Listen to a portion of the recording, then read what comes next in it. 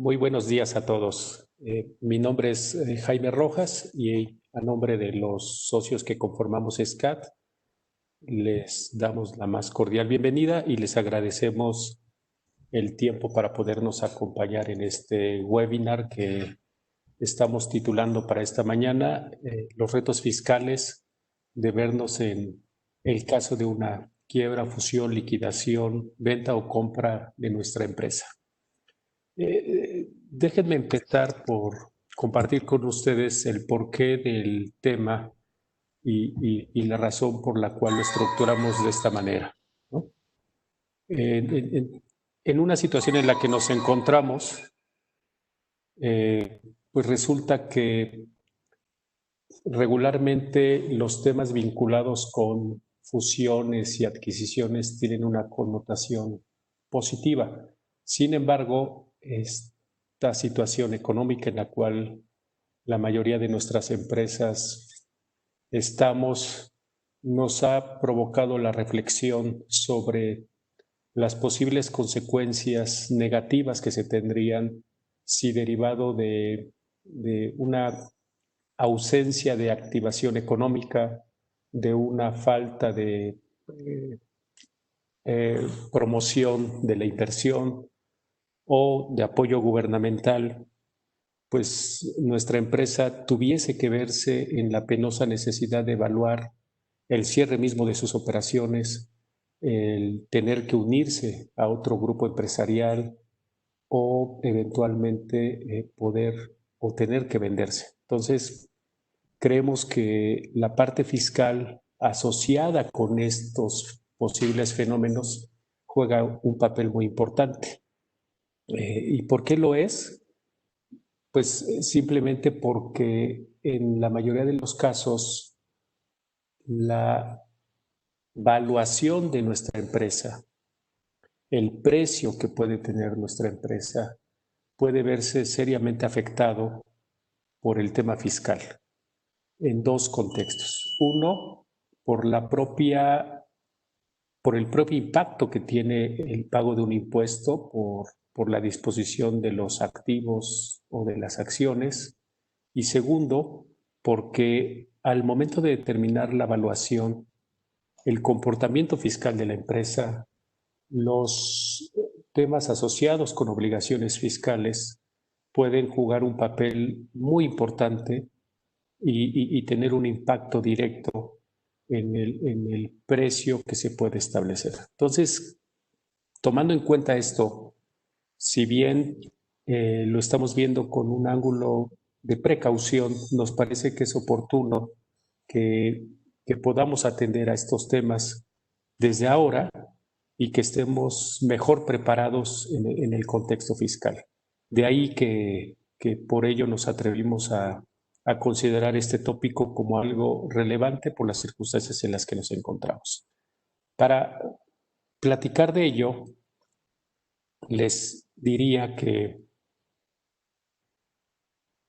hemos estructurado la charla básicamente bajo 6 puntos. Y en esta ocasión, esta clasificación la realizamos tomando en cuenta un contexto de valoración inicial, pero a partir de ello haciéndonos algunas preguntas como las siguientes. Si nuestra empresa está preparada para una situación muy desfavorable desde una perspectiva fiscal. También nos parece que debemos valorar qué riesgos fiscales podrían afectar una posible transacción de venta o una fusión de nuestra empresa con otra. Un ángulo interesante y por supuesto muy relevante es que ante las circunstancias que nos encontramos debemos evaluar si quienes forman parte del Consejo de Administración, quienes son los responsables legales, quienes son los socios o accionistas de la empresa, cómo empezar a visualizar su posible responsabilidad solidaria si la empresa tuviese que estar en un contexto de concurso mercantil o posiblemente en una disolución y liquidación de la sociedad. Después nos preguntamos qué debemos cuidar desde el punto de vista fiscal, si por el contrario, lejos de vernos en un riesgo, encontramos una oportunidad, como dicen por ahí que en situaciones de crisis, si bien se presentan muchos problemas y riesgos, pues también hay oportunidades que se pueden capitalizar. Entonces, la parte fiscal puede jugar un papel importante. Y por último, nos preguntábamos los socios, ¿y cómo lo va a ver el SAT? ¿Qué apreciación va a tener ante una fusión, una posible estructura de compra, una reestructura o una liquidación de la sociedad? Entonces, bajo este contexto de preguntas es que queremos compartir con ustedes en este lapso de 1 hora 30 minutos el tema vinculado con los retos fiscales y las posibles implicaciones.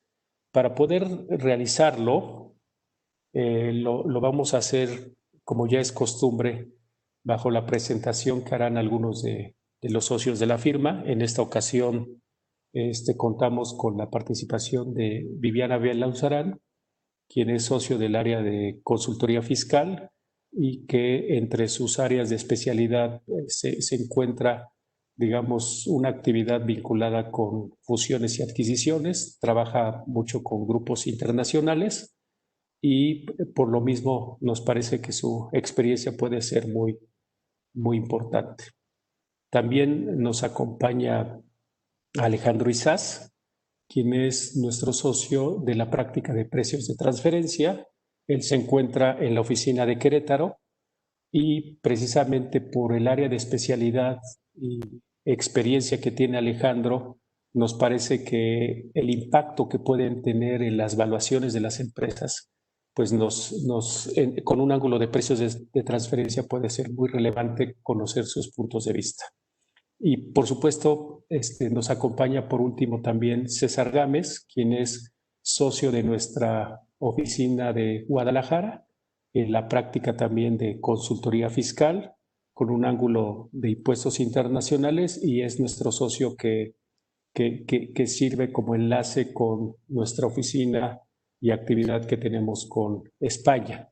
Entonces, con la suma de los comentarios, esperemos que podamos compartir en esta ocasión estas reflexiones y que puedan serles útiles en la actividad que seguramente ustedes están enfrentando día con día. Pues si me lo permiten, sin más preámbulo, podemos empezar con la exposición y le cedo la palabra a nuestro socio César para que nos platique sobre el contexto actual. Adelante, César. Muchas gracias, Jaime. ¿Qué tal? Buenos días a todos. Esperando que se encuentren bien en su casa o en sus trabajos si es que tienen la necesidad de estar presencialmente. Y como comentaba Jaime, vamos a platicarles en una primera parte del contexto actual, si le podemos dar en la siguiente.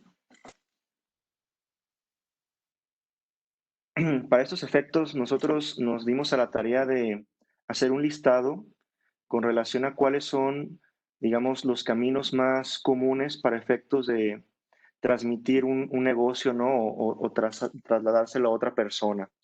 Entonces, en la transmisión de compañías o de negocios, básicamente podemos utilizar las figuras que ven en pantalla, siendo la primera de ellas la venta de acciones, que básicamente a este respecto podemos comentar que pues es el camino más lineal, más directo en cuanto a poder transmitir un negocio.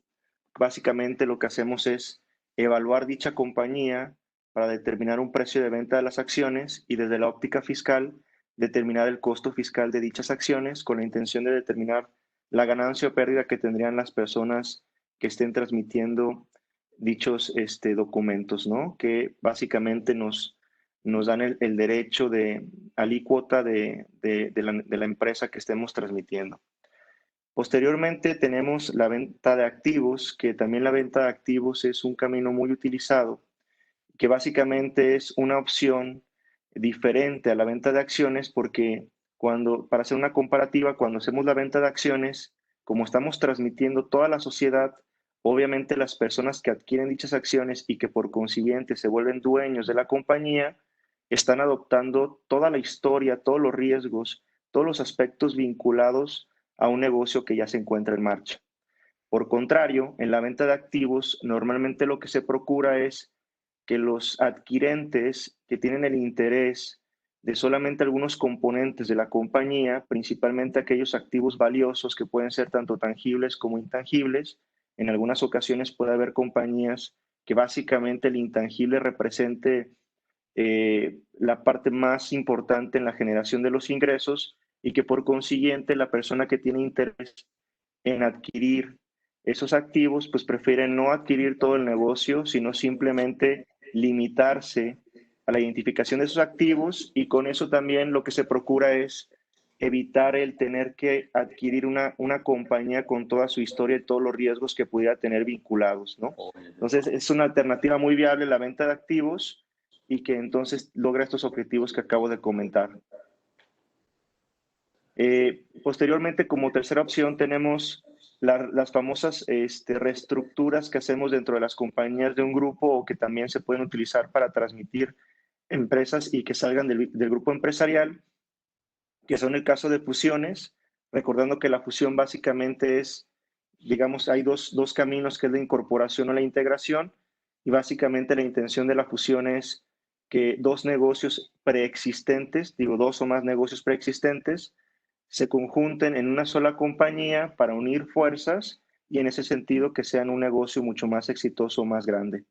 El caso de las escisiones es el efecto contrario. En el caso de una escisión, básicamente lo que estamos logrando es segregar una parte de un negocio existente, creando una o más compañías nuevas en las cuales estamos logrando encapsular solamente una parte de ese negocio y que puede ser el interés de algún adquirente. La parte de la liquidación de empresas, a diferencia de las otras figuras en donde podemos tener esa conjunción de negocios, el nacimiento de uno nuevo, la liquidación es básicamente la desaparición de una compañía preexistente en atención a que básicamente ya no es el objetivo de los inversionistas que continúe dicha compañía, ¿no? Entonces la liquidación es simplemente llegar al punto de culminación de un negocio y que deje de existir en lo futuro, ¿no? Estas figuras, como les comentaba, muy utilizadas, y las últimas tres que ven en pantalla, me voy a permitir cederle la palabra a Viviana para que nos platique al respecto y que también pueda hacer la comparativa respectiva.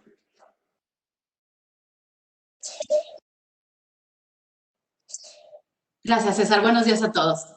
Sí, continuando con estas operaciones que se pueden realizar, si yo quiero vender mi negocio o adquirir un negocio, podemos encontrar también la figura de reducción de capital. Puede ser que yo reduzca mi capital para que se incorpore otro accionista, o puede ser que previo a la venta de mis acciones quisiera yo tomar los beneficios de capital que tiene ya la empresa, ¿no? En la que yo he sido accionista por ciertos años, ¿no? Entonces, si yo estoy entre la figura de reducción de capital, muchas veces pensamos que si yo solo me voy a llevar lo que aporté, no debiera de haber un efecto fiscal. Sin embargo, como sabemos, en el momento en que yo reduzco un capital de una empresa, la ley fiscal estima que en ese momento yo me estoy llevando implícitamente también utilidades que ha generado el negocio, ¿no? Entonces, para estos efectos, las disposiciones fiscales nos establecen el procedimiento, ¿no? Dentro del artículo 78, para determinar cuál es el efecto fiscal de una reducción de capital, ¿no? Primero, el primer efecto se ve por el reembolso por acción y posteriormente comprando el capital, ¿no? Y respecto de esta operación de reducción de capital, es muy importante tomar en cuenta que puede tener ciertas particularidades, ¿no? Por ejemplo, si nosotros estamos considerando que estamos haciendo una escisión, ¿no? Y sabemos que desde el punto de vista fiscal, si se cumplen ciertos requisitos, no se considera enajenación. Hay particularidades donde nos indican las disposiciones fiscales que si se transmiten activos monetarios en más de un 51%, por ejemplo, se deben de darle también los efectos de una reducción de capital, ¿no? O, por ejemplo, si yo hago una reducción de capital, pero previamente se hizo una fusión o se hizo un aumento de capital, también la autoridad me dice que debo yo determinar el efecto de una venta de acciones implícito dentro de esta reducción de capital. Entonces, es importante ver todos los efectos que se pueden dar en este sentido, así como otra actividad que a lo mejor operaciones que pueden hacer los accionistas antes de vender un negocio es pues, hacer el pago de impuestos, de dividendos, perdónenme. Y como todos sabemos, los dividendos también tienen efectos fiscales. Depende si la empresa tiene cuenta de utilidad fiscal neta o no, se tendrá que determinar el impuesto. Y además, otro efecto fiscal que tienen los dividendos es que si lo percibe una persona física o un extranjero, tienen una retención del 10% adicional, ¿no? Lo cual puede ser gravoso, pero son cuestiones que evalúa uno, ¿no? En el momento de hacer esta transmisión de una negociación, transmisión de una empresa, ¿no?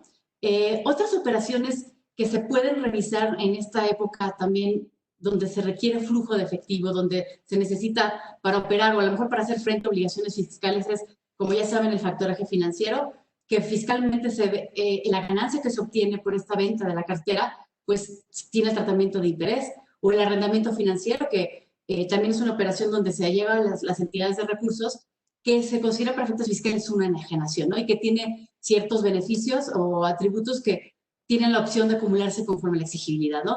Y por último, también hemos visto que se están haciendo operaciones de barter, operaciones de permuta, ¿no? Donde una empresa puede tener un activo y a lo mejor necesita otro tipo de, o liquidez u otro tipo de activo, entonces lo sustituye, ¿no? Y estas operaciones tienen efectos fiscales también. Las permutas se consideran como dos enajenaciones, ¿no? Entonces, en este tipo de transacciones, ojo, verificar si temas de IVA, ¿no? Porque se considera que se extingue la obligación y puede ser que un activo traiga ahí, causa IVA, su enajenación y el otro no, ¿no? Entonces, esos son los puntos importantes a considerar, ¿no? Y una vez platicado esto, comentamos este tipo de transacciones porque vamos a estar hablando durante esta charla sobre estas operaciones y para que sea más fácil el entendimiento de ello, ¿no?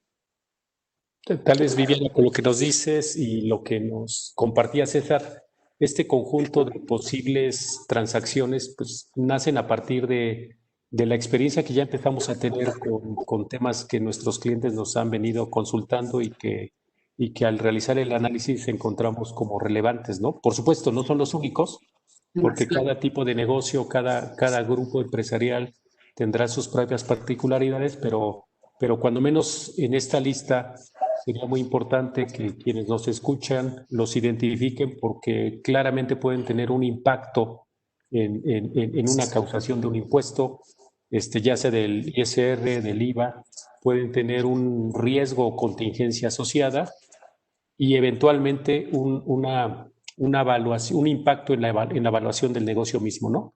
Ya sea a favor o en contra, que por supuesto en su conjunto pues nos deben servir como para tomar una mejor decisión partiendo de las consecuencias fiscales, ¿no? Entonces, si les parece bien, con ese contexto podemos hablar ahora de lo que es si la empresa está preparada para una situación pues no favorable, para no decirlo muy desfavorable, ¿no? Adelante, por favor. Entonces, Viviana, sí.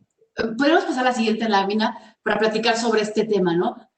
En la situación que estamos viviendo actualmente, las empresas requieren flujo de efectivo, ¿no? Y lo que hemos visto es que muchos contribuyentes buscan financiarse de alguna forma, ¿no? Y lo llegan a hacer incluso con contribuciones, ¿no? Omitiendo el pago de contribuciones o difiriéndola, ¿no? Entonces, ¿qué pasa? ¿Qué pasa en esta situación si una empresa, con la situación económica que estamos viviendo, carece de flujo de efectivo, omite el pago de contribuciones? Vamos a determinar y vamos a observar que pues, lo va a tener que pagar algún día, va a tener que pagar actualizaciones, recargos, y si esto es detectado por la autoridad, pues va a tener multas, ¿no? Si la empresa se empieza a rezagar con el tema de cumplimiento de sus obligaciones fiscales, con el pago de impuestos y demás, vamos a ver que vamos a empezar a recibir invitaciones por el SAT, ¿no?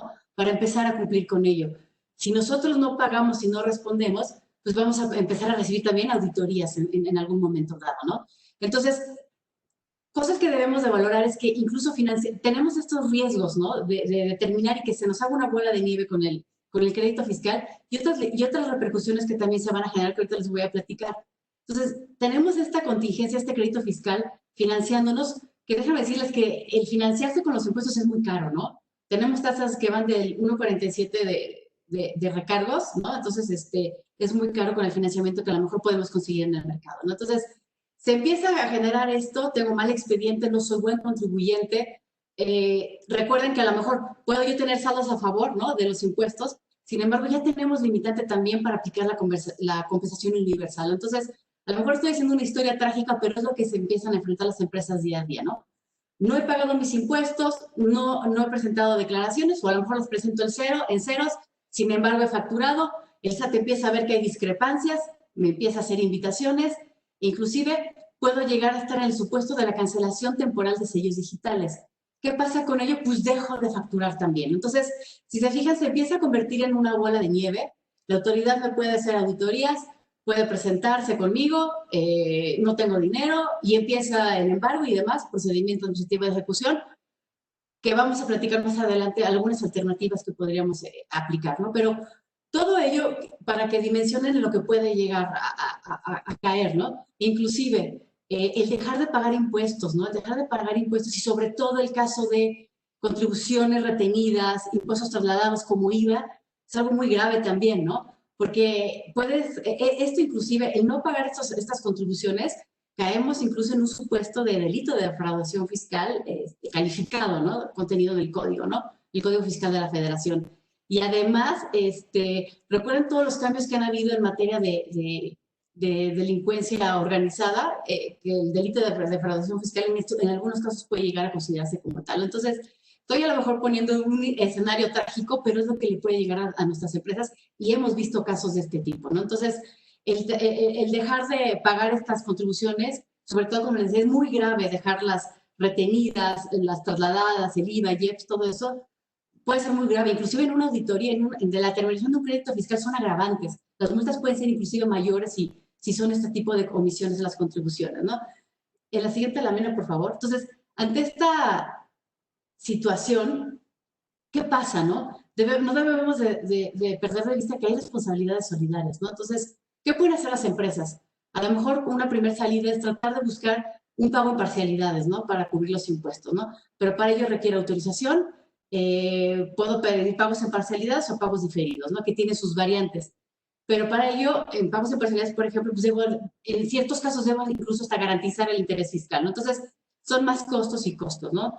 La posibilidad de pagar en especie existe, sí, pero solamente a las personas que se dedican a artes plásticas, ¿no? Otro pago en especie, evidentemente, es ya cuando la autoridad empieza a ejercer sus facultades de cobro, ¿no? Con el procedimiento administrativo de ejecución, pero no queremos llegar a ello, ¿no?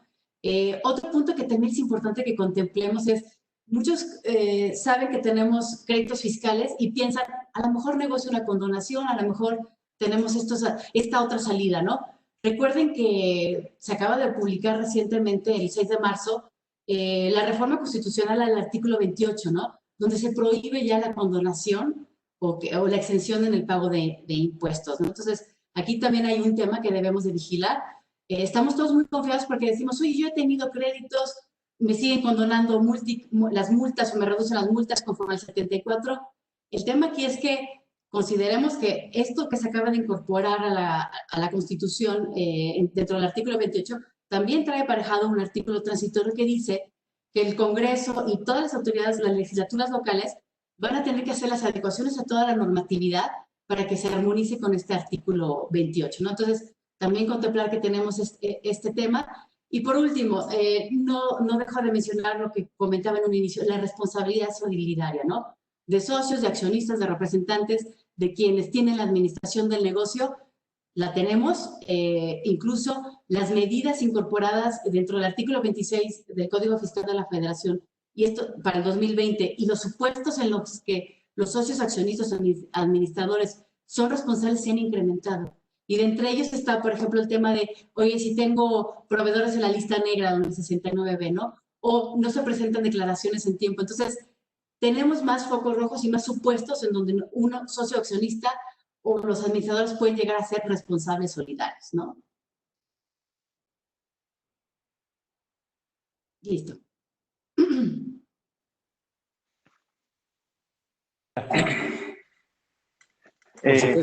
Por supuesto que con ello, digamos, nos dan los parámetros, ¿no? Y hasta dónde están los límites para poder, déjenme ponerlo con ese contexto, como jugar con el riesgo fiscal, ¿no? Pero llega el punto en el cual pues ya de un riesgo pasamos a un peligro, el cual no podemos controlar y seguramente creo que lo que nos compartes nos permite identificar qué diferencias hay. Por ejemplo, me llama mucho la atención que es muy distinto dejar de pagar un impuesto propio, como puede ser un pago provisional, un impuesto del ejercicio, a dejar de enterar las retenciones que le hicimos a los trabajadores, ¿no? Las consecuencias son muy diferentes y el castigo eventualmente que nos puede imponer la autoridad, pues también mucho más grave en el caso de las retenciones, ¿no? Pero bueno, basado en ello, entiendo, César nos platicará ahora de los riesgos fiscales que podrían afectar una transacción de venta, ¿no? Adelante, César, por favor. Gracias, Jaime. Si le podemos dar a la siguiente. Bueno, como ahorita lo comentaba Jaime y aprovechando también los comentarios de Viviana, desde la óptica de cuando nosotros queremos preparar a nuestra compañía para efectos de una posible venta, pues tenemos que hacer una revisión interna de cuáles serían los aspectos que el posible comprador pudiera tomar en consideración para castigar el precio de la transacción que se pretende realizar, ¿no?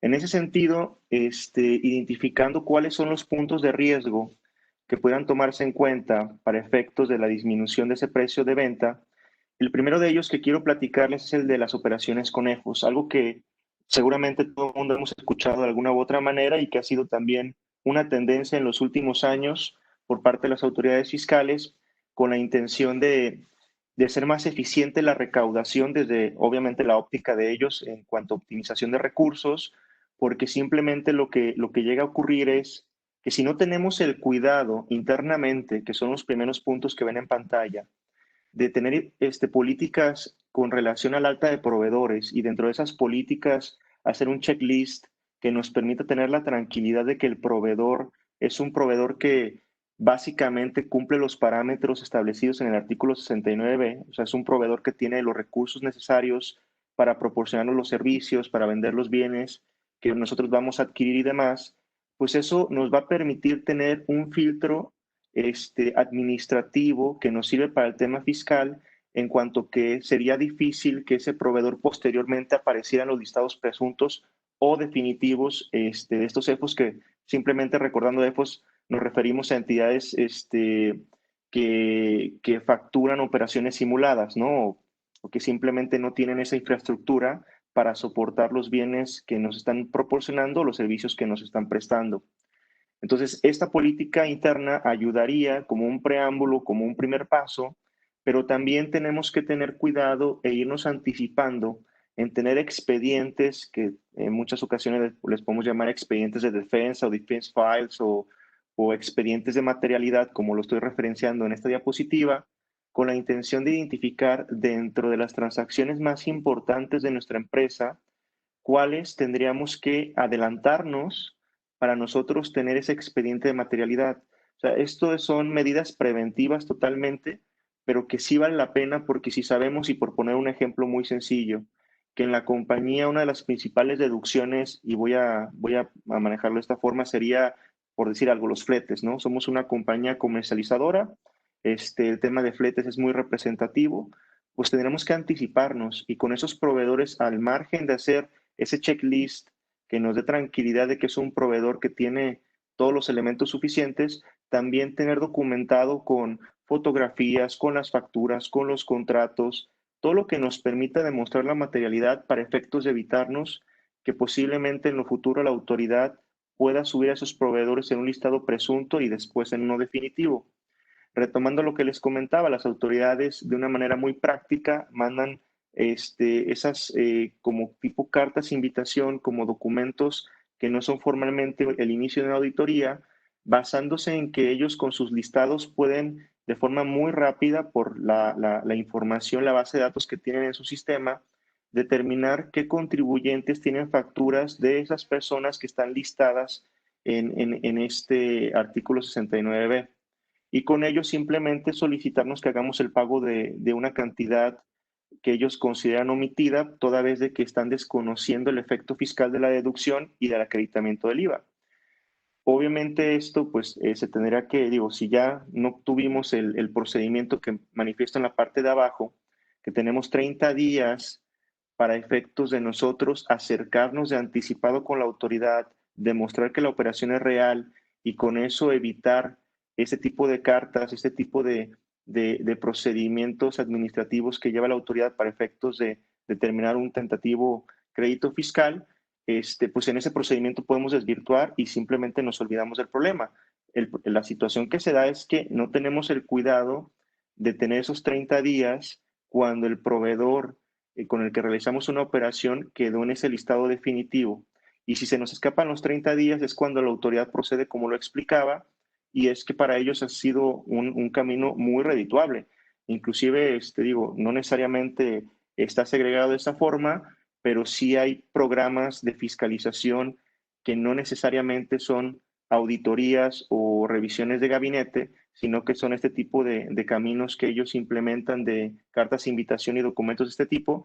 El informe reciente de recaudación tiene cantidades muy representativas. Por ahí en los medios se ha platicado que pues el único que ha ganado con la pandemia es el fisco nacional, porque ha incrementado la recaudación en el país, es casi 50,000 millones de pesos, lo cual es una cantidad muy representativa. Parte de que ellos puedan obtener esa recaudación son este tipo de situaciones como la que comento de transacciones con EFOS. Y bueno, ya lo comentaba, pues el desconocimiento de la deducibilidad y el no acreditamiento del IVA. Aquí básicamente lo que queremos transmitir es, hay que tener estos cuidados y llevar a cabo estos procedimientos preventivos. Con la siguiente, por favor. En materia de la reforma fiscal, como lo hemos comentado en otros webinars, recordar que tenemos esta nueva regulación en materia de esquemas reportables y la regla general antiabuso, que traen cierta historia, ¿no? Y no vamos a entrar al detalle. Básicamente, todo esto, de alguna u otra manera, está vinculado con el famoso estudio BEPS de la OCDE. Y lo que aquí vale la pena, desde la óptica de nosotros dejar una compañía fiscalmente lo mejor posible para una posible venta, es, tenemos que hacer un examen o una revisión de lo que han sido las transacciones en los últimos años, principalmente con un enfoque de estrategia o alternativas fiscales que hubieran disminuido la carga fiscal de la compañía, para determinar si esas operaciones pudieran calificar como esquemas reportables desde la óptica de lo que se establece en los artículos correspondientes, principalmente el 199 del Código Fiscal de la Federación. Tenemos que hacer ese examen porque posiblemente este comprador que esté pensando en adquirir nuestro negocio, pues va a hacer un due diligence al respecto, y es en donde puede identificar esas transacciones que si en su momento no se reportaron, teniendo en cuenta que los reportes van a ser hasta el próximo año y que tenemos una situación de transición de transacciones de 2019 hacia atrás que todavía tengan efectos a partir del 2020 en adelante, pues va a ser un procedimiento que seguramente se va a implementar, y tenemos que tener todo el soporte de si esas transacciones, al margen de que se ubiquen en la situación de esquemas reportables, si tienen un potencial riesgo fiscal. Y es por eso que en el segundo bullet que pueden ver en pantalla, hay que recordar que esta regla general antiabuso se puede combinar perfectamente por parte de la autoridad fiscal con el tema de esquemas reportables, y nosotros, para evitar un riesgo en la aplicación de esa regla general antiabuso, que básicamente sería el desconocimiento de la operación, y pensando en un ejemplo muy sencillo, una deducción que no la desconozcan en virtud de la aplicación de esta regla general antiabuso, tenemos que tener el soporte de la famosa razón de negocios, pero ya no la razón de negocios con el enfoque tradicional que teníamos de algunos precedentes en años anteriores, sino ya con el enfoque de esta nueva regla, en donde básicamente nos lleva a un efecto comparativo, en donde tenemos que verificar si el beneficio económico es superior que el beneficio fiscal, y con eso, al margen de la existencia de esta regla general antiabuso, al margen de que pudiéramos identificar que la transacción está en un esquema reportable, tendríamos todos los elementos suficientes para demostrarle al posible comprador de que no hay un riesgo asociado con esas transacciones que se realizaron en la compañía, ¿no? Básicamente esto es lo que comentaría, y un tema que puede resaltar la preocupación al respecto es tener presente también todas las noticias que se han dado en los últimos días o los últimos meses en cuanto al incremento de la recaudación, como lo comentaba, estos 50,000 millones de pesos, porque en los indicadores, digo, estamos hablando que la recaudación total, porque los 50,000 millones de pesos es solamente lo que se incrementó de un año con otro en el primer semestre del año, pero la recaudación acumulada supera los 270,000 millones de pesos. Un componente interesante al respecto es la recaudación que en los últimos días o meses se ha dado por empresas multinacionales, derivado de esos procedimientos que se han estado publicando, en donde estas empresas han pagado cantidades millonarias de impuestos, ¿no?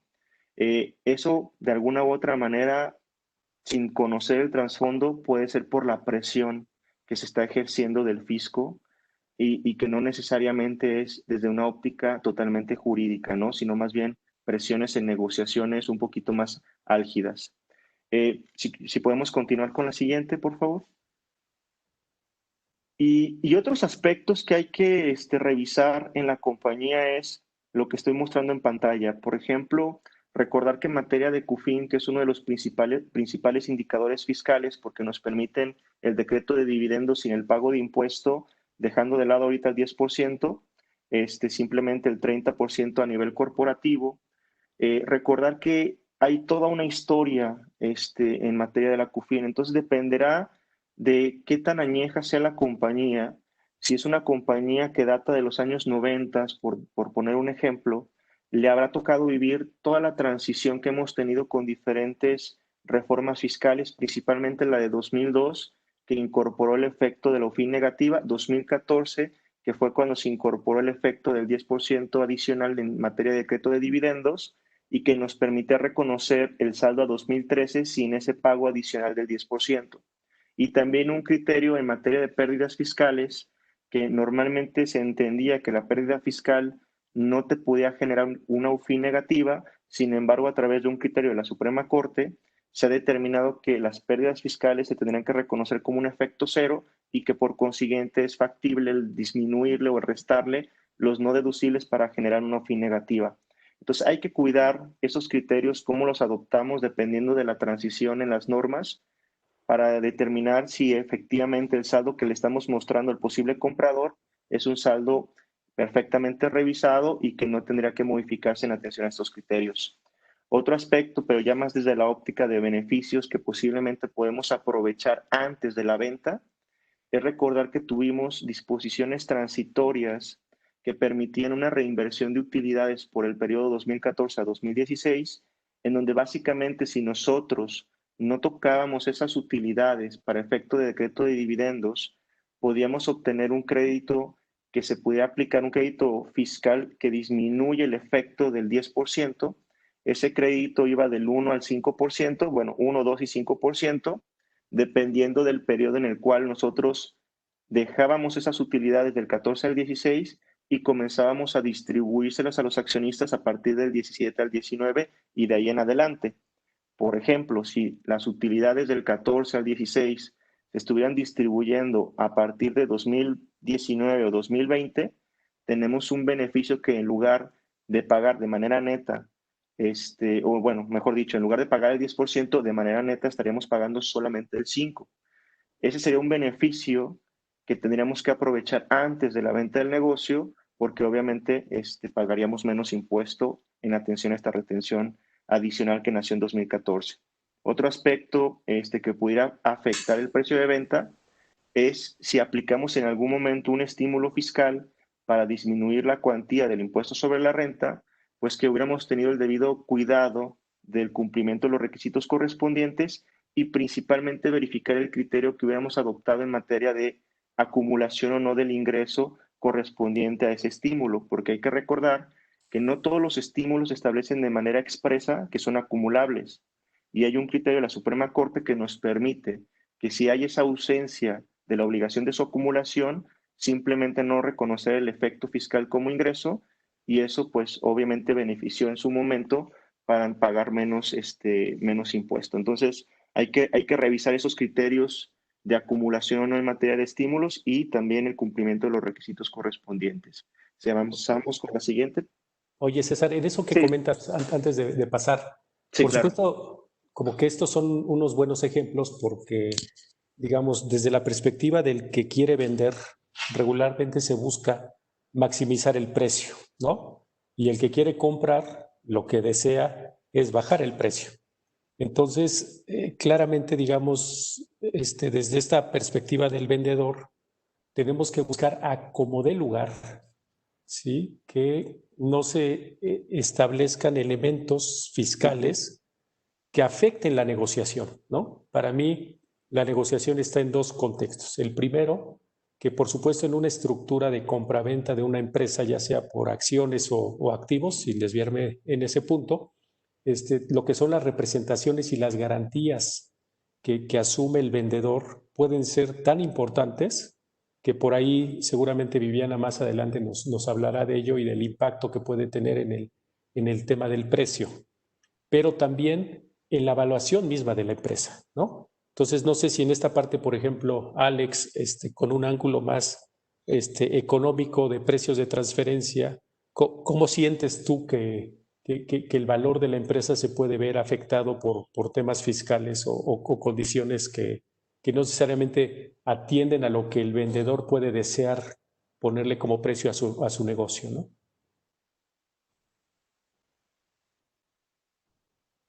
No sé si me escuchó Sí, Alex. sí, buenos días a todos. Bueno, yo daría un preámbulo primeramente, es lo que tú comentabas, Jaime, pues primeramente hay que cuidar que todos los aspectos fiscales efectivamente estén cumpliendo y que no afecten el valor o rentabilidad de la empresa. Específicamente, abordando un poquito el tema de precios de transferencia, pues efectivamente revisar qué tanto o qué tan agresivos fueron con las políticas de precios de transferencia, que pudiera haber una contingencia fiscal que pudiera ir a la baja el valor. Yo creo que es bien importante identificar primeramente los riesgos, cuantificar y de alguna manera ver si pudieran presentarse, porque al momento de hacer el análisis sobre las rentabilidades, pues todos los riesgos fiscales o todas las consecuencias específicas, pues van a disminuir el precio de venta por tema.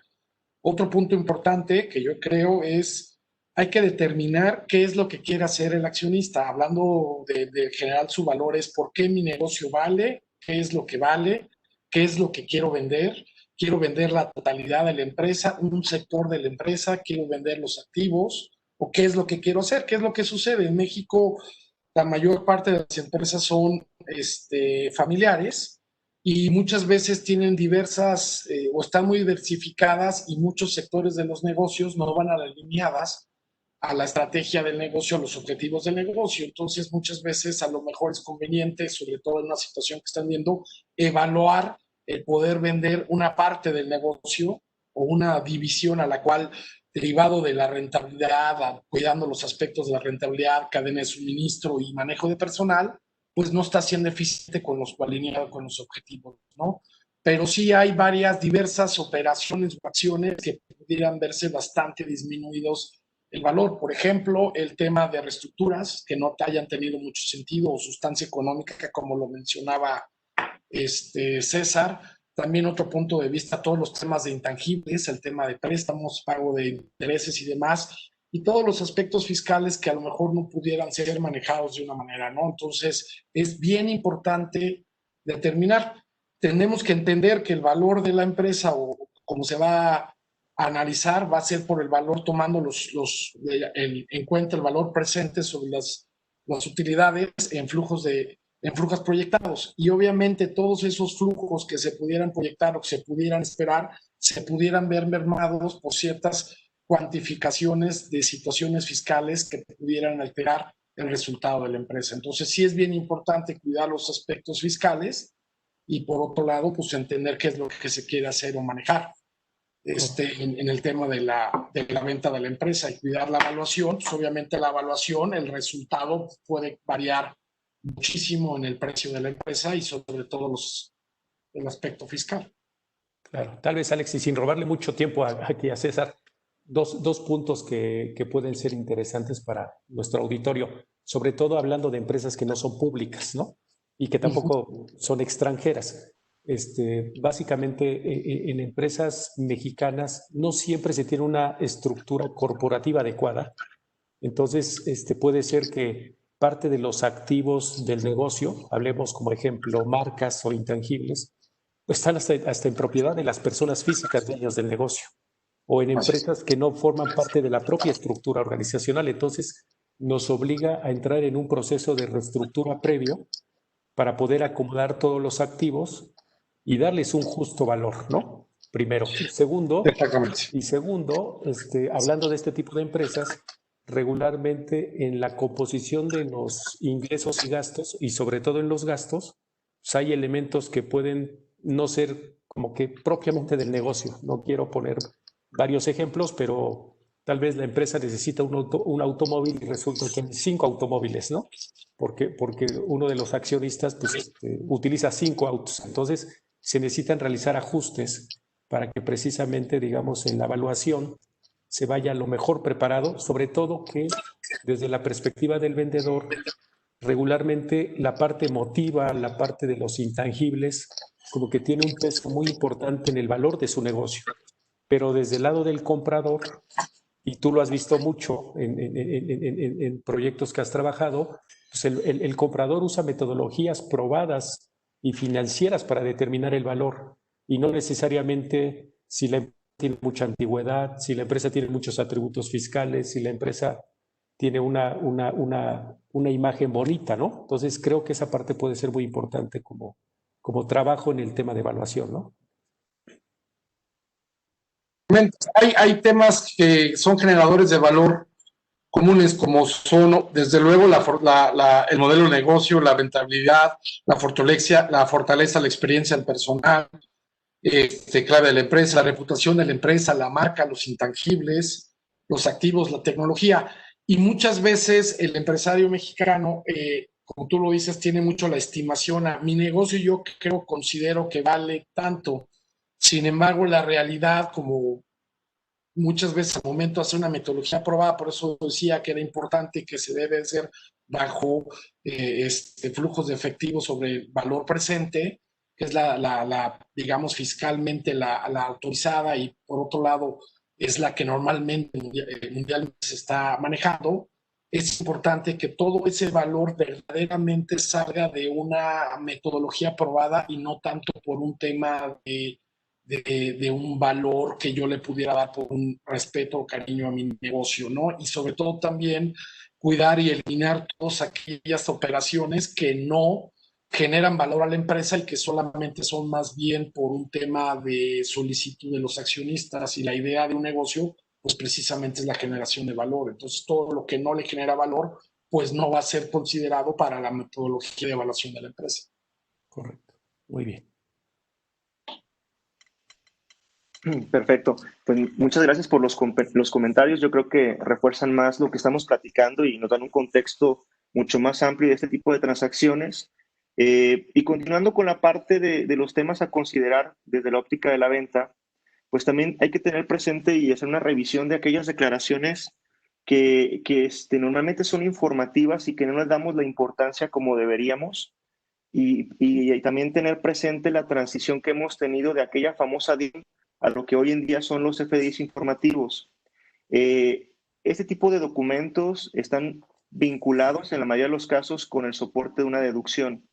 Por consiguiente, el hecho de no tener o no contar con ellos o no haberlos expedido en su momento pueden conllevar la no deducción. Y solamente por poner un ejemplo, algo que es muy común que se nos olvide. En la parte de las declaraciones informativas, básicamente una de las pocas que quedan es en el anexo 4 de la DIM, vinculado con préstamos provenientes del extranjero, en donde tenemos que hacer la narrativa de cuáles son las características del préstamo. Entonces, si tuviéramos ese supuesto, no solamente es el CFDI informativo por pagos a residentes en el extranjero, también tenemos que reportar el anexo 4.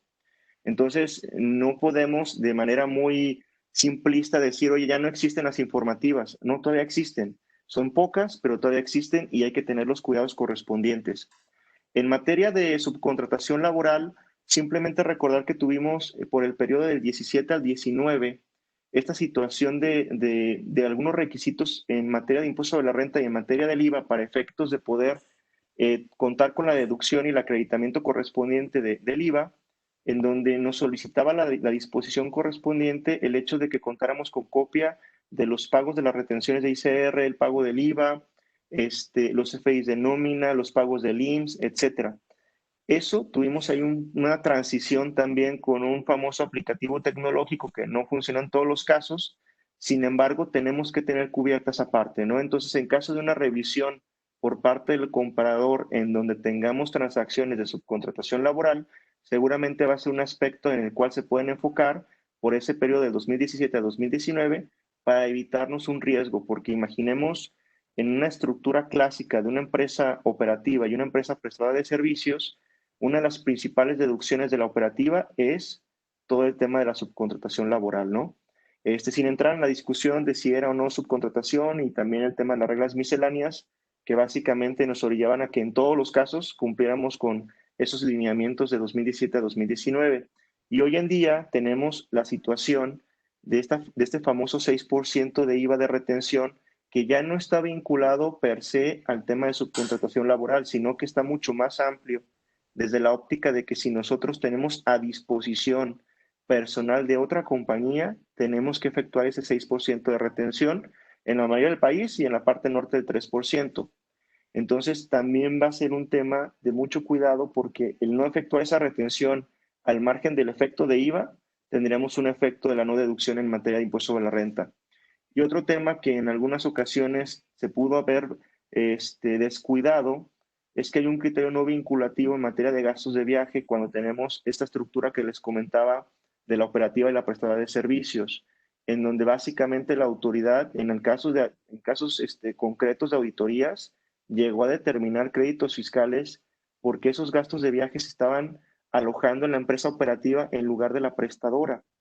Entonces, ese criterio no vinculativo les daba mucha fuerza para esa postura, al margen de que la propia disposición fiscal también tenía la interpretación que soportaba la misma.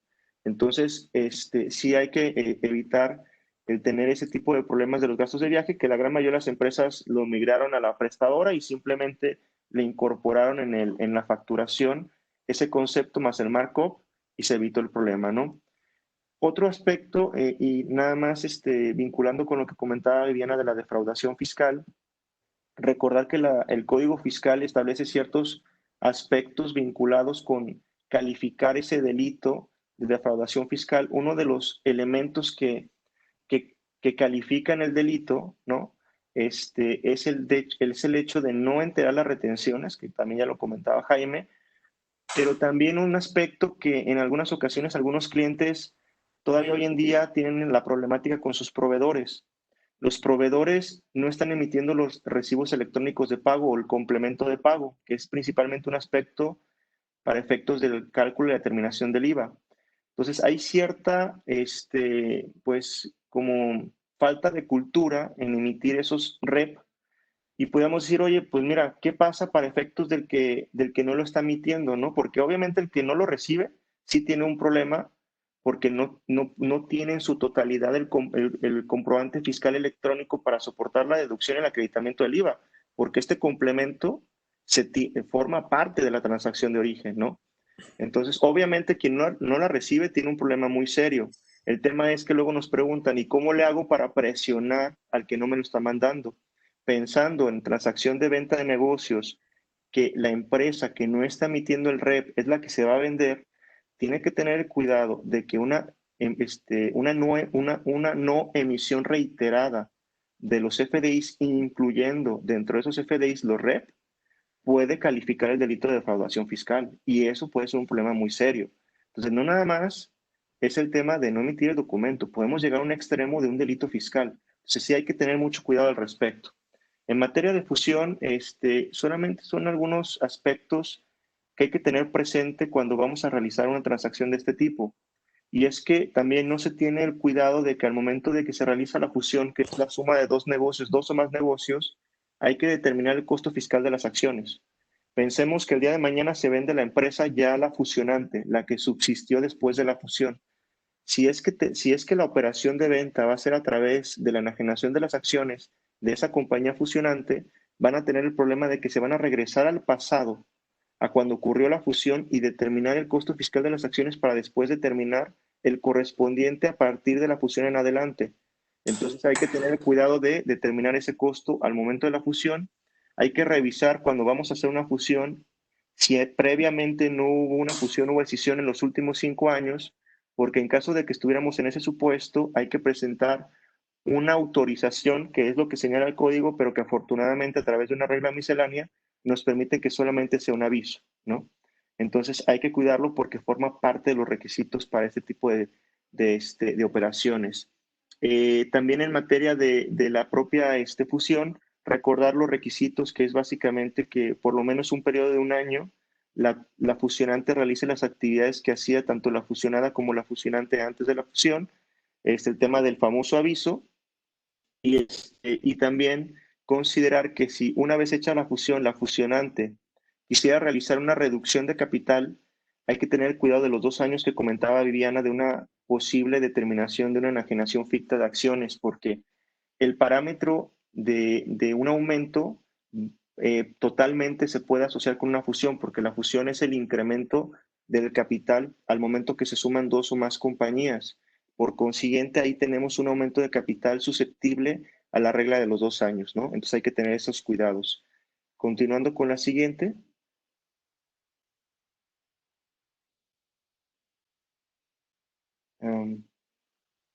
Si podemos darle a la siguiente diapositiva. Gracias.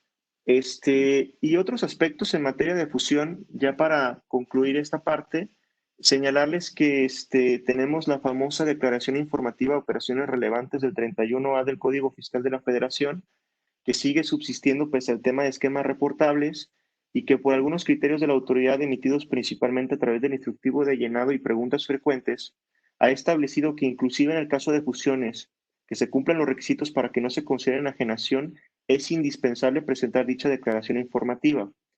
Hasta el momento solamente la sanción es una sanción económica, no la han vinculado con un requisito para que la fusión no se considere enajenación, sin embargo, vale la pena anticiparnos a una problemática de ese tipo y presentar esa declaración informativa.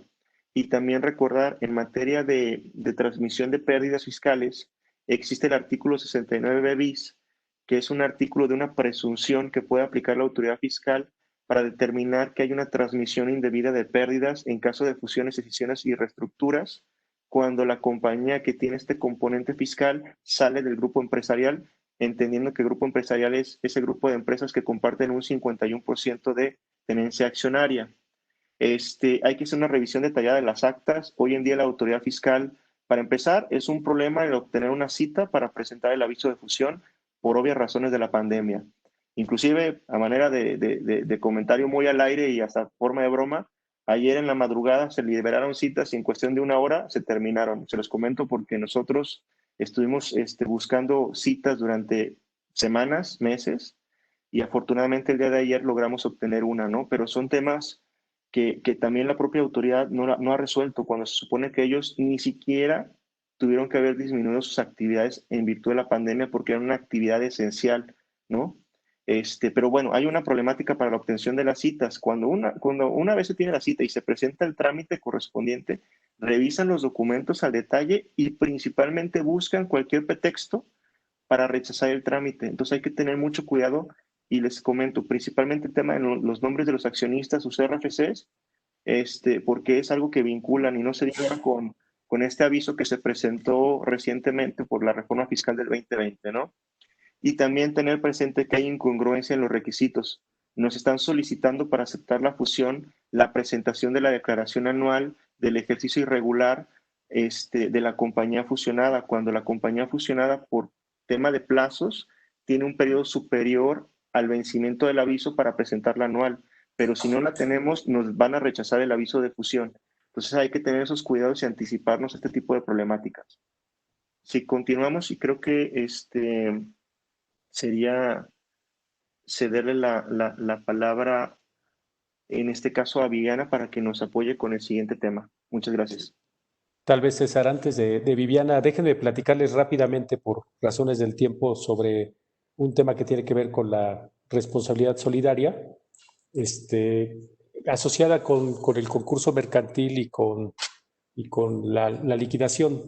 Muy rápido. Primero, en la práctica son conceptos que pueden apreciarse como similares, pero legalmente hablando son muy diferentes, ¿no? El concurso mercantil es una fase en la cual lo que se busca es una conciliación entre lo que son los acreedores de la empresa y las obligaciones que tiene esta para cumplir con tales acreedores, y finalmente si no se satisface adecuadamente, pues entrar en un proceso de quiebra. Entonces, esto tómelo muy en cuenta porque en una situación en la que estamos, un proveedor o acreedor puede solicitar que nuestra empresa llegue a concurso mercantil si hay un incumplimiento generalizado de las obligaciones, y la propia ley del concurso mercantil establece que cuando dos o más acreedores estén o sea, se incumpla con sus obligaciones para con ellos, estos o el propio Ministerio Público pueden solicitar que la empresa entre en concurso mercantil.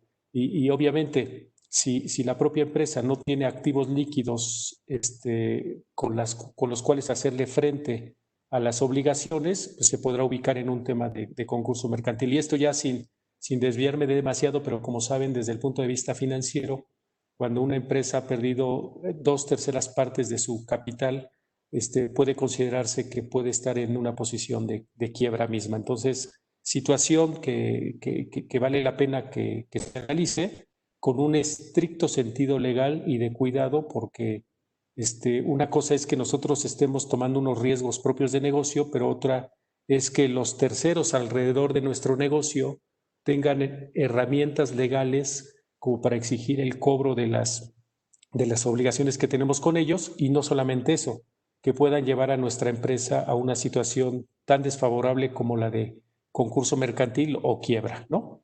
Por supuesto, en el tema de una liquidación es algo muy diferente. La liquidación nace a partir de la voluntad que tienen los socios, o que por el mismo cumplimiento del objeto social de la empresa se puede entrar en la disolución y liquidación. Entonces esto, a diferencia de un concurso mercantil quiebra, esto obedece a un acto voluntario.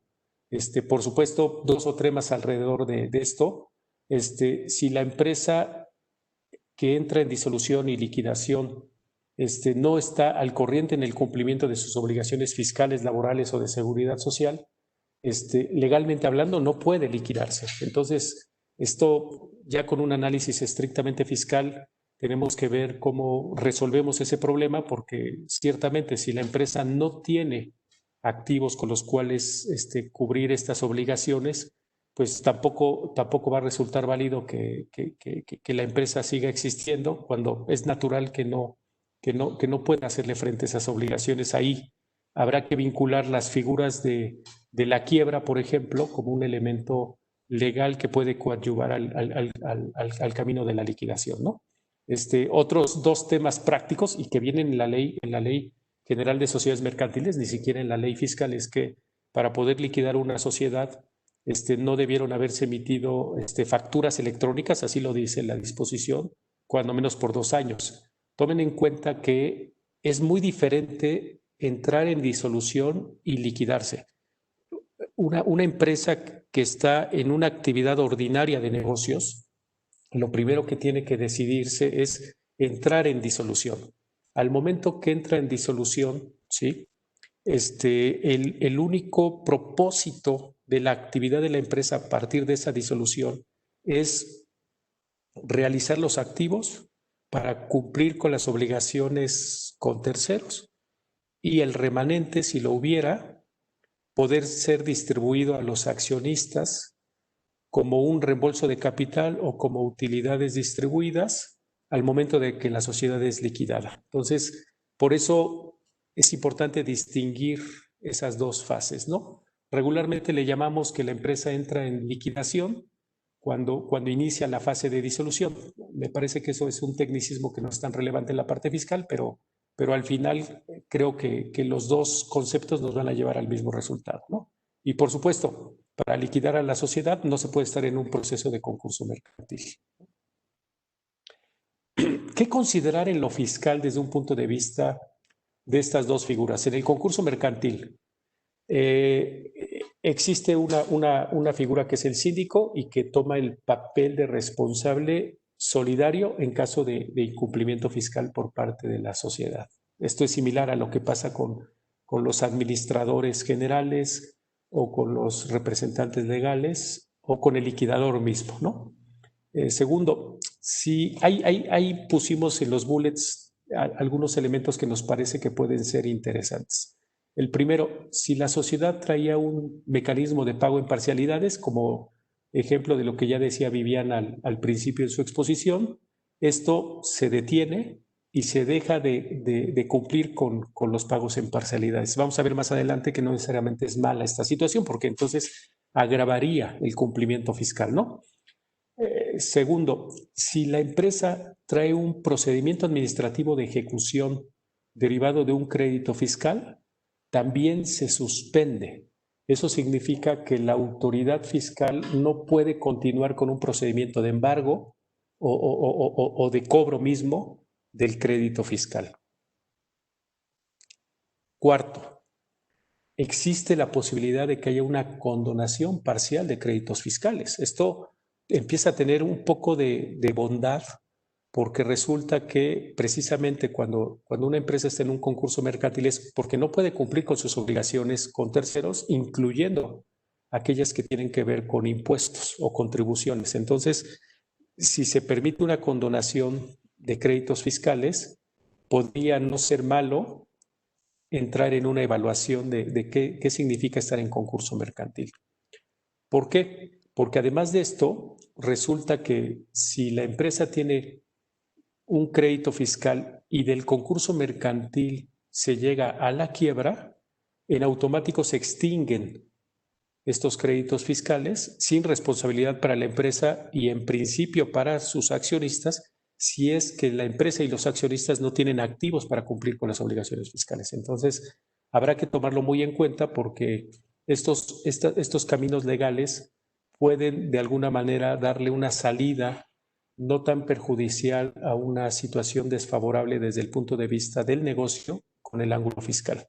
Por supuesto, alrededor de esto, en el impuesto sobre la renta hay 2 o 3 disposiciones fiscales muy precisas que también pueden ser debidamente valoradas. Una de ellas es que una condonación de deuda, ¿sí? Pues por lo regular es un ingreso acumulable por el cual se tiene que pagar un impuesto. Pero si se está en un concurso mercantil, ¿sí? La condonación de la deuda no constituye un ingreso hasta el monto en el cual se pueda aplicar contra pérdidas fiscales pendientes de amortizar. Diríamos, estoy usando mis pérdidas fiscales para mitigar un ingreso acumulable, que eso hasta cierto punto es lógico. Pero inclusive, si una vez hecho eso, queda un remanente y este remanente podría constituir todavía un ingreso acumulable, ya no se reconoce como tal. Entonces, nos parece que para temas de quitas, para condonaciones de adeudos, el camino del concurso mercantil puede ser cuando menos bueno, porque puede generar el evitar un ingreso por el cual tuviese también que generarse una obligación de pago de impuesto sobre la renta. De la mano, los acreedores que no pueden recuperar el 100% de sus cuentas o la totalidad de su cuenta, al momento que la propia empresa está en concurso mercantil o quiebra inclusive, pues se dan los supuestos para la deducción de la cuenta incobrable por naturaleza misma, por darse el elemento de notoria imposibilidad práctica de cobro. Entonces esto, si bien es lógico, me parece que sirve como equilibrio. ¿Por qué? Porque si bien el que tiene la deuda no acumula el ingreso, el que sí tiene la cuenta por cobrar sí toma la deducción fiscal. En una liquidación, digamos, ¿qué tomar en cuenta? Pues el liquidador es responsable solidario, por supuesto. Él es el que debe presentar los avisos de inicio de liquidación y declaración del ejercicio que termina anticipadamente por entrarse en la disolución, liquidación de la sociedad. Para temas como los que nos platicaba César, en donde la empresa ha participado en alguna fusión, escisión, reestructura, y él hablaba mucho del cuidado que se debe tener sobre la tenencia accionaria. Aquí simplemente una empresa, si entra en liquidación, no por ello incumple con esos requisitos, ¿sí? Ya sea a nivel de la empresa o los accionistas, si esta empresa formó parte de los accionistas que participaron en una fusión o escisión, ¿no? Por supuesto, al momento de liquidarlos habrá que cuidar muchísimo el tema de los atributos fiscales. Eso significa que si hay una pérdida fiscal, ¿cómo hacerle para no perderla? Si hay CUFIN, si hay CUCA, me parece que son de los pocos activos fiscales que no se pueden transferir a los accionistas producto de una liquidación. Entonces, habrá que buscar algunas estrategias alrededor de ello, sobre todo en estructuras de grupo, ¿no? Porque regularmente una empresa que entra en liquidación por una situación desfavorable es altamente probable que tenga pérdidas fiscales por amortizar. Y, por supuesto, a nivel del impuesto sobre la renta, habrá que tomar en cuenta que ya el remanente que se le distribuye a los accionistas puede ser etiquetado como un reembolso de capital, pero fiscalmente hablando, también como lo decía Viviana, una parte de este reembolso puede calificar como utilidad distribuida y habrá que entrar en toda la mecánica de cálculo, esperando que no se genere un impuesto sobre la renta derivado de este evento, ¿no? Para el accionista, no importa si es una persona física o una persona moral, la pérdida que se sufre por la liquidación de una sociedad es no deducible. Esto tómelo muy en cuenta porque tiene una connotación inclusive diferente a lo que pasa cuando se tiene una pérdida en venta de acciones. La pérdida en venta de acciones es cedular y se puede aplicar contra ganancias en futuras ventas de acciones, pero una pérdida en liquidación ni siquiera tiene esa connotación, o al menos de la forma de cómo está escrita la disposición en la ley del impuesto sobre la renta.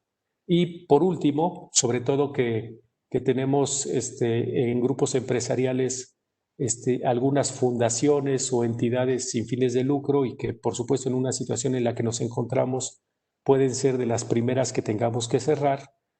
Tomen en cuenta que la liquidación de una persona moral con fines no lucrativos pues no es tan sencilla por sí misma, porque el patrimonio no se entrega a los accionistas, sino el remanente del patrimonio se tiene que dar a otras donatarias autorizadas. Entonces, esto, digo, no es malo si la finalidad misma de la persona moral así lo era, pero en ocasiones pues se convierte en un obstáculo. Entonces, son elementos que habrá que tomar en cuenta para este tipo de situaciones, como el concurso mercantil o como la liquidación. Y dicho eso, si les parece, nada más termino para hablarles de la responsabilidad solidaria de los administradores, de los accionistas. Por supuesto que ya hemos platicado en otros eventos que hay que cuidar mucho la responsabilidad solidaria. Hablando de los accionistas, sí es una preocupación, por supuesto, pero habrá que basarnos en los supuestos que vienen previstos en el Código Fiscal de la Federación. Si para quienes nos han acompañado en otros eventos recuerdan, pues un socio accionista es responsable solidario cuando la empresa no se inscribe en el RFC, cuando se tiene doble contabilidad o no se lleva contabilidad, o cuando se hace un cambio de domicilio y no se informa. Fuera de eso, no hay una responsabilidad solidaria, salvo que ahora estemos en los supuestos de delincuencia organizada y todo lo que tiene que ver con los temas de los EFOS, que no vale la pena desviarnos, ¿no? Por supuesto, la responsabilidad solidaria debe ser hasta el monto de la participación del socio o accionista, y por supuesto que hay ya por ahí algunos precedentes que inclusive mencionan que es diferente cuando un socio o accionista tiene el control efectivo de la sociedad o no lo tiene, ¿no? Para delimitar la responsabilidad solidaria, ¿no? El otro punto es que el administrador general o el consejo de administración pues también tiene una responsabilidad solidaria, y estableciendo la diferencia con los accionistas, recordarán también que hemos platicado mucho que para estos administradores su responsabilidad es ilimitada, a diferencia de la que tiene un socio o accionista. Sin embargo, pues no vale la pena profundizar, pero cuando menos hay algún precedente en los tribunales que precisamente establece que hay una inequidad por esa diferencia en la responsabilidad solidaria, que eventualmente valdría la pena profundizar y valorar si alguna de sus empresas o alguno de ustedes como administradores únicos o representantes legales se ven en una situación de tener que ser responsables solidarios, ¿no? Y para terminar con este ángulo de la responsabilidad solidaria, comentarles que no es en automático, no es que una vez que la empresa está en un proceso de liquidación o concurso mercantil y se genera esta responsabilidad solidaria, el fisco puede ir e inmediatamente cobrarles a los accionistas o socios, ¿no? Sino que debe iniciarse previamente un procedimiento administrativo de ejecución para concluir que hay una responsabilidad solidaria y a partir de ello iniciar también una gestión particular con ellos. Entonces, vale la pena también tomarlo en cuenta. Y sin abundar demasiado, pues si les parece pasamos al siguiente punto, que entiendo en esta parte nos platicará Viviana sobre lo que hay que cuidar para adquirir un negocio. Viviana, por favor. Gracias, sí. Ahora vamos a ver del lado del adquirente, ¿no? César ya nos platicó qué vigila normalmente un vendedor y qué vigila ahora el adquirente de una empresa, de activos, de una negociación, ¿no? Entonces, evidentemente, les voy a platicar brevemente, pero todo lo que comentó César, pues nos aplica, ¿no? Nos aplica de igual forma para la persona que pretende adquirir un negocio, activos y demás, ¿no? Entonces, ¿qué debemos de hacer? Cuando yo voy a adquirir un negocio, una empresa, pues tengo que hacer un due diligence. Pero este due diligence lo tenemos que hacer ahora con un enfoque más reforzado y siguiendo el criterio y las prácticas que tienen actualmente las autoridades fiscales. Entonces, ¿qué debemos de vigilar? Que cuando yo voy a adquirir una empresa y veo operaciones importantes, vigilar el tema de la materialidad de las transacciones. Ya lo hemos platicado también en otros webinars y ahorita también ha tocado el tema César. Tenemos que demostrar que recibimos servicios, tenemos que demostrar que realizamos operaciones, además de todos los requisitos de que fueron gastos estrictamente indispensables, ¿no? Los valores asignados fueron los correctos, entonces eso lo debemos de vigilar, ¿no? La razón de negocios, ¿no? La regla antiabuso que nos la pueden llegar a aplicar, ¿no? Entonces, eso lo debemos de vigilar. Si se realizan operaciones y realmente no hay una razón de negocios y se tiene un beneficio fiscal, estamos en este supuesto del 5A que ya nos platicó César, ¿no? ¿Qué otro tema? El limitante de transmisión de tributos fiscales.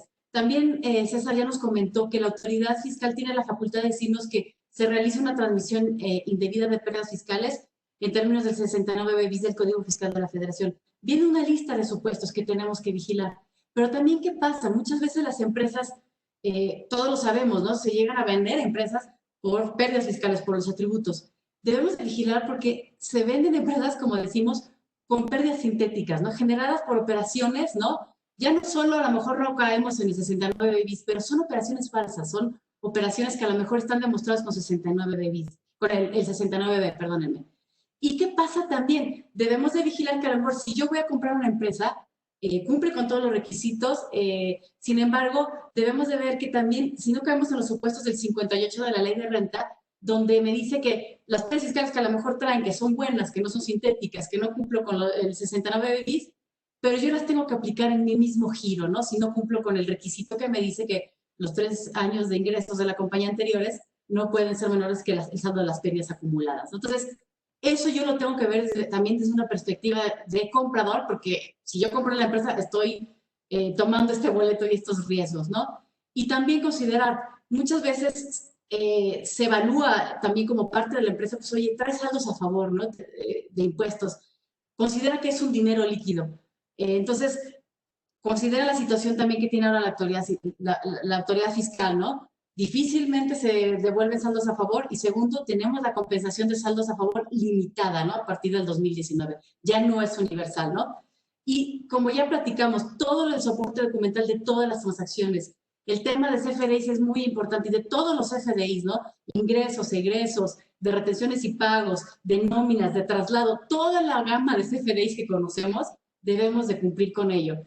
Los criterios aplicados por la empresa, ya básicamente César nos platicó de los principales criterios, qué pasa si la empresa aplicó ciertos estímulos o beneficios fiscales, que haya cumplido con todas las obligaciones, con todo lo que es necesario.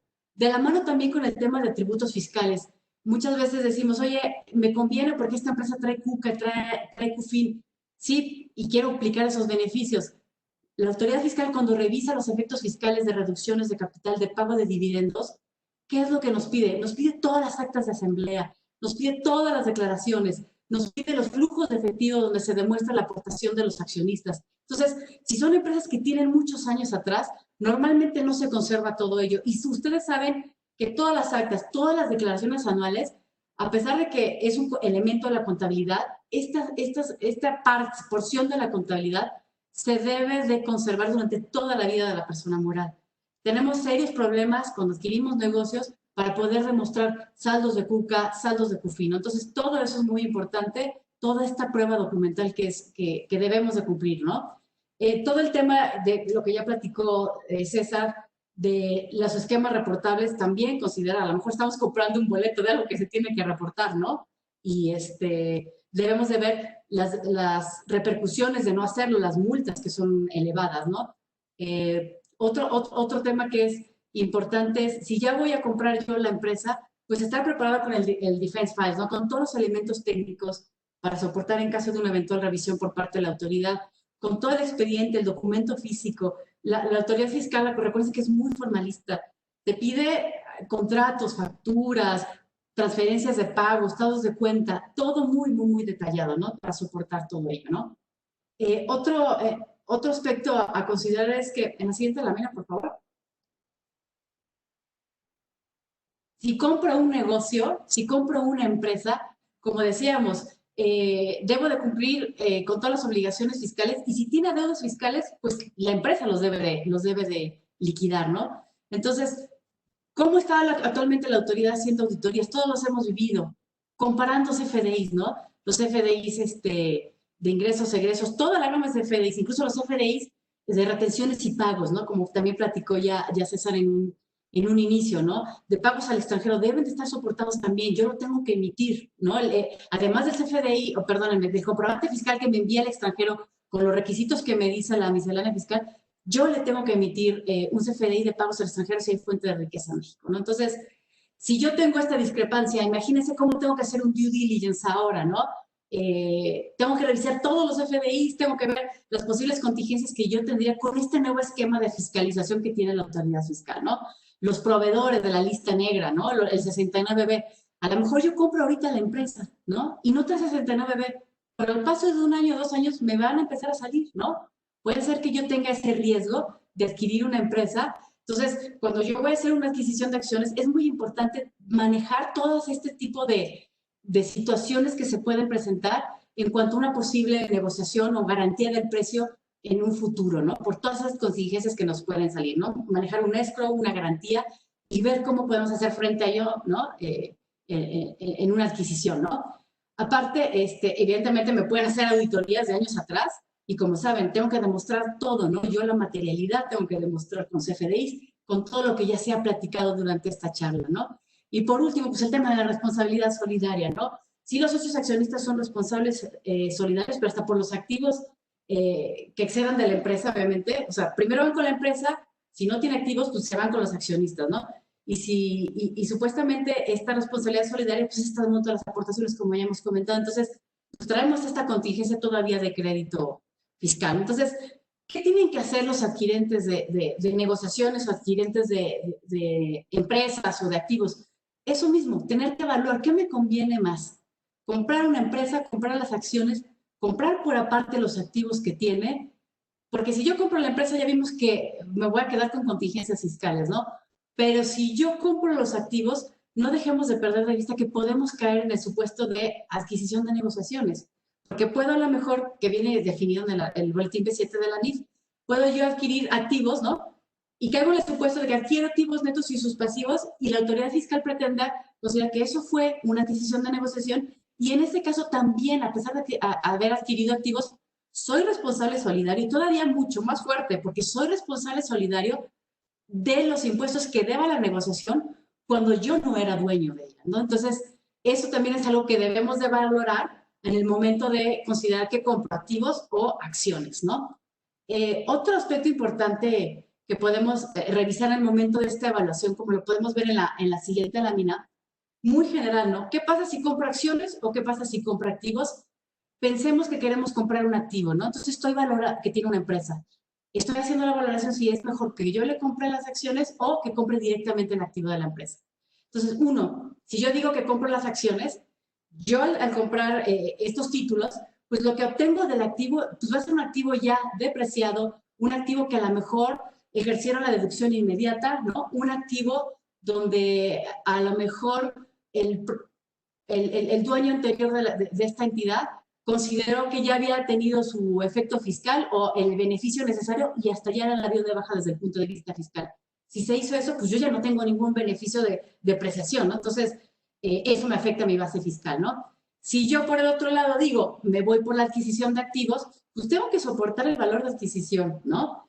Porque muchas veces a lo mejor me dicen, oye, sí, te vendo el activo, pero pues trae cierto valor adicional, ¿no? Valor de mercado. Pues yo tengo que reconocer ese goodwill, ese valor intangible que se me castiga para su deducción, ¿no? La ley del ISR me dice que si yo tengo una pérdida por vender un activo y su adquisición no fue realmente un valor de mercado, aunque no fuera con partes relacionadas, me limita esa deducción de esa pérdida, ¿no? Entonces, muchas veces se trata de documentar, o las empresas tienen también documentado estos activos pues con un goodwill, con un no compete, ¿no?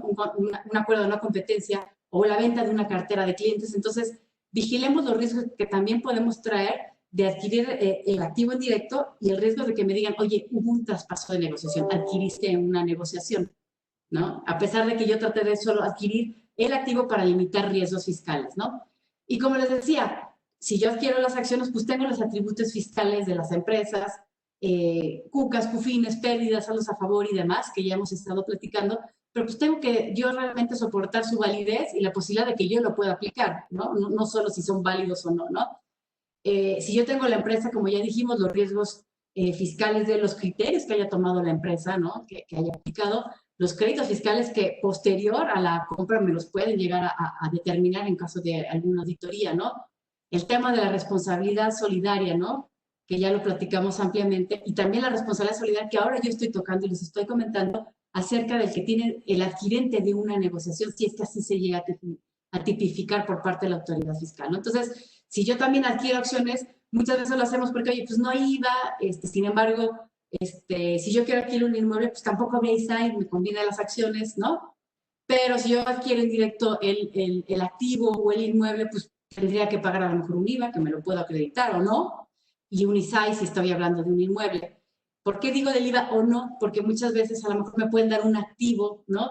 Donde su valor está muy inflado, no corresponde a un valor de mercado.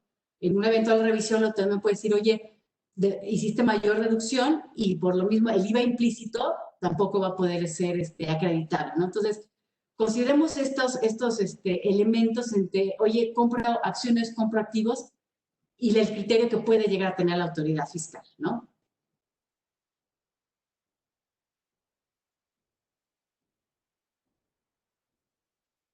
No se escucha. No se escucha, Jaime. Ya. Sí. Sí, decía que tal vez antes de pasar al siguiente tema, en la definición o decisión de comprar acciones o activos desde la perspectiva del comprador, la valoración todavía es más importante en la compra de activos, ¿no? Porque a diferencia de las acciones, su efecto fiscal prácticamente va a ser inmediato, es decir, la deducción de lo que estás comprando, ¿no? Entonces, seguramente en esta parte, si es goodwill, si no lo es, si está bien definido el activo, puede ser algo muy importante. Y en esto, no sé, Alex, si tú tienes algún punto de vista, pero creo que ya a diferencia de lo que nos habías platicado, pues es más interés del comprador tener una buena evaluación de cada uno de los activos por razones de identificación y de efecto fiscal, ¿no?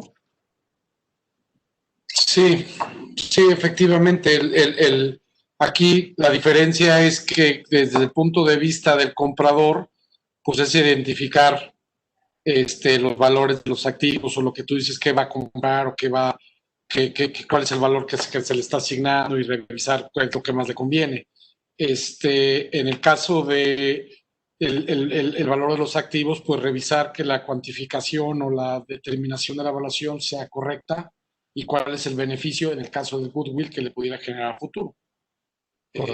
Explicando básicamente, pero sí, es buscar el precio más bajo, el precio más justo y que no esté inflado los precios por una mala evaluación o una determinación de valor que no es la que corresponde.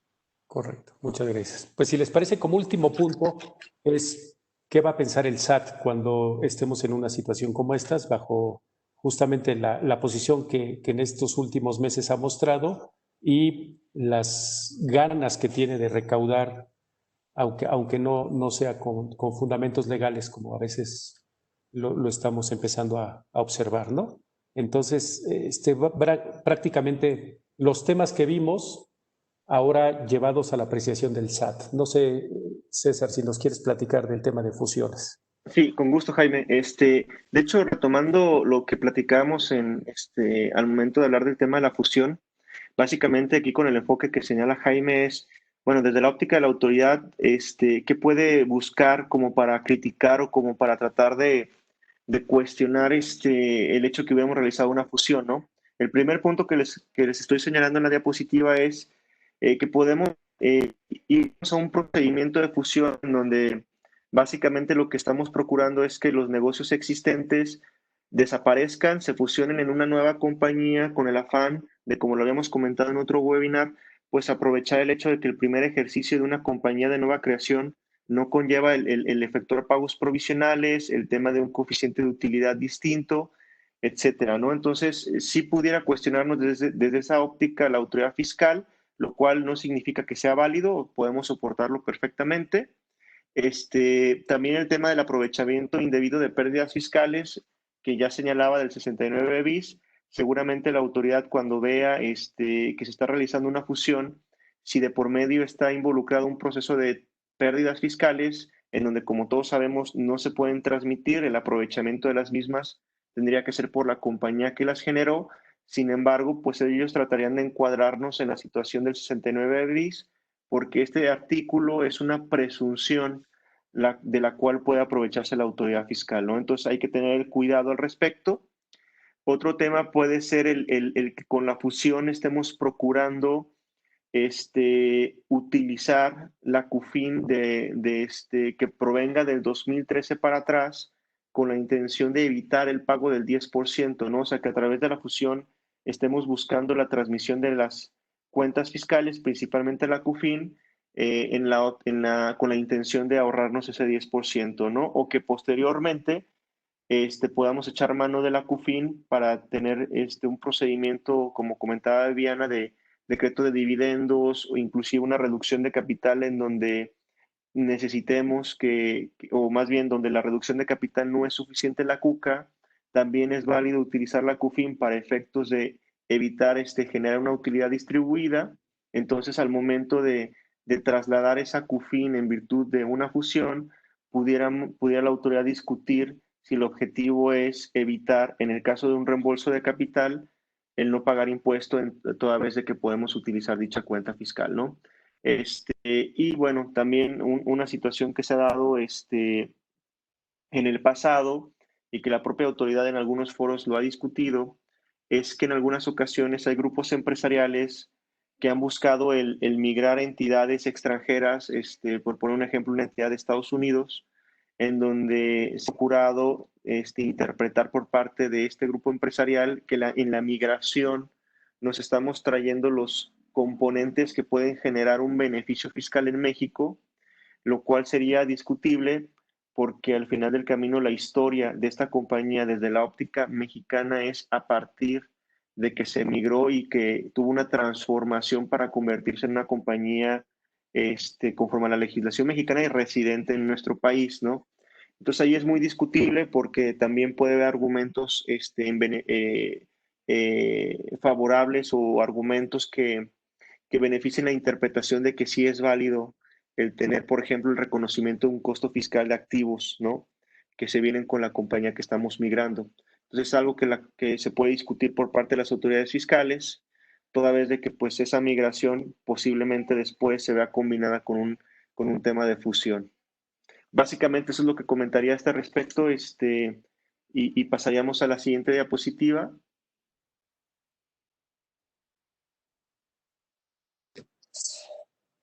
Gracias. En el tema de adquisiciones, ¿qué podría decir la autoridad fiscal, no? Si nosotros adquirimos todos los activos de un negocio, ¿qué nos podrían decir? Que estamos adquiriendo los activos para no sumar estos riesgos fiscales que podría tener la empresa y pretendan decirnos que estamos ante la figura de una adquisición de una negociación, ¿no? De una transmisión de una negociación, ¿no?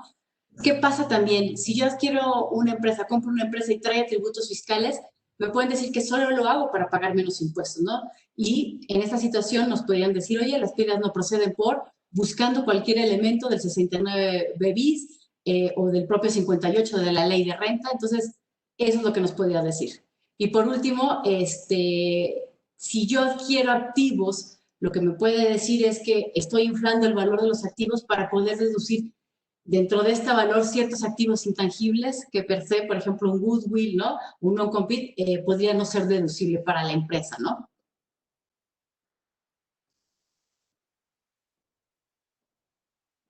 No se escucha.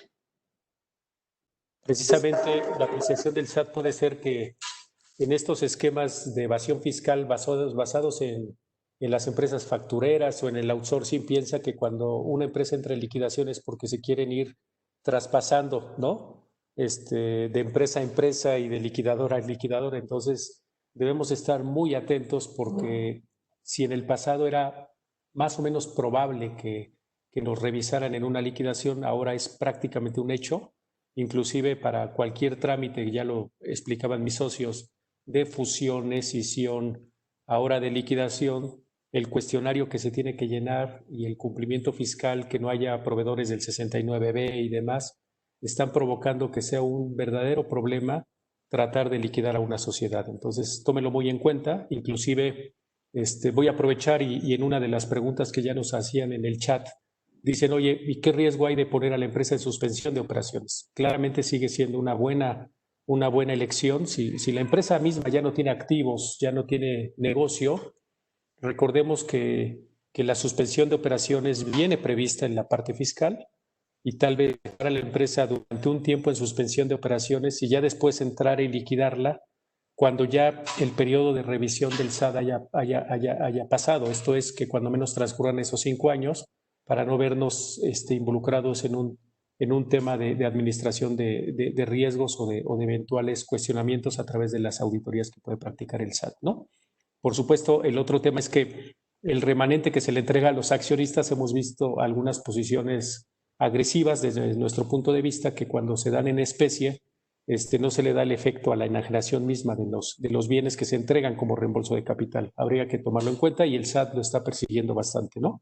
Y por supuesto, si la liquidación o concurso mercantil mismo está diseñado justamente para evitar cualquier cumplimiento de obligación fiscal, pues esto es lo que les está llamando la atención.